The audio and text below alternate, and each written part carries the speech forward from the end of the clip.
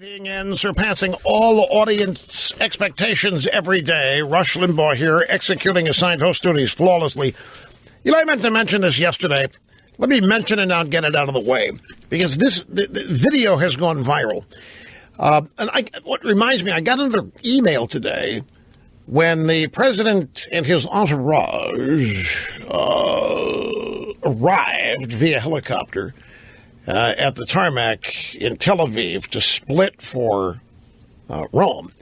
The helicopter doors opened, and the president was the first out. The email said, this guy, after yesterday, I would think this guy would know better. He doesn't let his wife get out first. He just storms out, says, look at me, and his wife comes out meekly a little bit later, and it's unreal the way Trump treats his wife. And I said, I better address this. Ladies and gentlemen, there is a protocol rule that the President of the United States is always the first through any doorway, including wives, spouses, mistresses, daughters, any other women. The President goes through every doorway first. You know who told me this? Trump. You know how I know this? Because he was apologizing for going before my wife through a doorway one day. He said it's a rule. Presidents have to go through the door first. I looked into it. I found out it's true. It is official presidential protocol. There are reasons for it. I don't have enough time to get into them now, but there's a reason why presidents are first through, and particularly in public. The president's first off Air Force One, the first off the helicopter. Now, the reference to, after what Trump did yesterday with Melania, I don't think he should ever be the first off. He should always be show deference to her. They're walking on a red carpet. They just arrived somewhere. I don't know where this was. They'd arrived, maybe it was it Israel? It wasn't Saudi Arabia. They arrived in Israel, and Melania is trailing Trump on his left side and catches up, and he reaches back, and she touches his hand and draws even with him, and then they continue on to wherever they were going. When this video happened, I first saw it on one of my tech blogs, filled with obscenities about what a reprobate Trump is. Now his marriage is falling apart. Now his wife doesn't respect him. Look what she did. Slapped his hand away. I mean, right there in Israel, when the world's cameras on it, she just slapped his hand. It's not what happened. Is that what you think happened? She did not. You did not. That is not what happened. He was reaching back to make sure she's in heels. Everybody's moving fast. He reached back to make sure she was there, and she gave it. It was the equivalent of a fist bump. He reaches back, are you there? She touches his hand to let him know she's there. Everything's fine. She did not slap his hand away. It was a modified fist bump. My wife hates fist bumps. When I give her a fist bump, she kind of slaps my hand away. But she's not slapping my hand away. She's doing a fist bump without making a fist. That's what that was. Do not doubt me. There is no way that that's what happened. But the anti-Trump core wants to make it look like everybody hates Trump, including his wife, who knows what a pig he is and who knows what a reprobate he is. And here he was reaching back, trying to drag her along because she wasn't keeping up, because she doesn't want to be there, because she's smart enough to know she should never be anywhere with Trump because Trump's a pig. And she was lagging behind. He reached back to yank her forward like a caveman, and she slapped his hand. It's not what happened. If you look at it, and if you know these two, as I happen to do, he's reaching back. Presidents also walk ahead of everybody else, including going through doors first. And if you paid attention to other video on this trip, you would have seen evidence of that. She's either a full yard and a half behind or a step or two. It's the protocol. But that was not her slapping his hand away.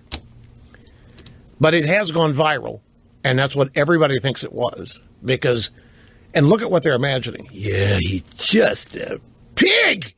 She regrets marrying the guy, and she wanted to publicly humiliate him for all of us. She knows he's hated, and she knows it's justified. She was doing it for me. Some of the stuff that's out there, I'm tired of the insanity. I'm tired of it. They're down there, they're saying that Melania snubbed Trump moments ago on arriving in Rome. Refused to accept his hand when offered an Air Force One touchdown. Okay, hang on, folks. We're still not anywhere near through here. I got pictures galore here of Trump and Melania holding hands today, last night, yesterday. People are off the charts here, thinking that there's marital strife and that she's slapping his hand away. She may not like the protocol, but I'm telling you, you're not seeing what everybody wants you to believe you're seeing. Yeah, right there's Trump holding Melania's hand off the helicopter in Tel Aviv today. Walking to Air Force One to leave. You people, you just are full of it out there. Stupid. He's slapping her hand his way. She's slapping his hand away. She knows he's a pig. Ew, I would too. Okay, we had Mulvaney. He presented. That's exactly how you sounded. It's exactly how you sound. Yeah, right there's Trump holding Melania's hand off the helicopter in Tel Aviv today. Walking to Air Force One to leave. You people, you just are full of it out there. Stupid. He's slapping her hand his way. She's slapping his hand away. She knows he's a pig. Ew, I would too. Okay, we had Mulvaney. He presented. That's exactly how you sounded. It's exactly how you sound. Anyway, Mulvaney presents the Trump budget today. Okay, went through it. It's exactly why Trump was elected. Here's Chuck Schumer, who finally got around to reacting to it. When you add it all up, the Trump budget is comic book villain bad. And just like comic books, it relies on fantasy to make all the numbers work. It's the kind of budget you might expect from someone who is rooting for a government shutdown. A government shutdown? We're in May. We're talking about government shutdown. That's all they've got.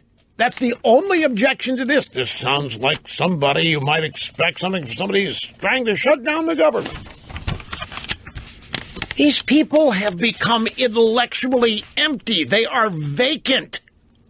They've got nothing. This is why the media is running the progressive show.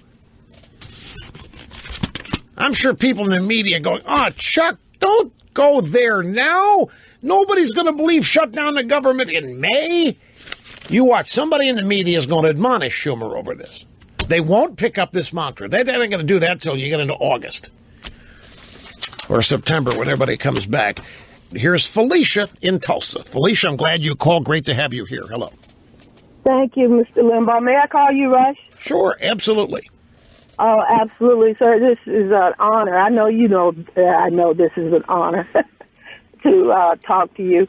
So what I was calling in on about was everybody making a big deal about how Trump is treating Melania, but nobody said anything about Obama completely ignoring and not acknowledging Michelle when he won the Illinois State Senate seat. He just no! You know what it was? Felicia, you're exactly right. I'll tell you what this was. Oh my gosh, this is exactly. I remember commenting on this the next day. This was, I think, the 2004 Democrat convention, and Obama was the keynote speaker. He was the guy the Democrats wanted to showcase for the future, and they had Michelle Maybell introduce him, and she just did a bang-up job.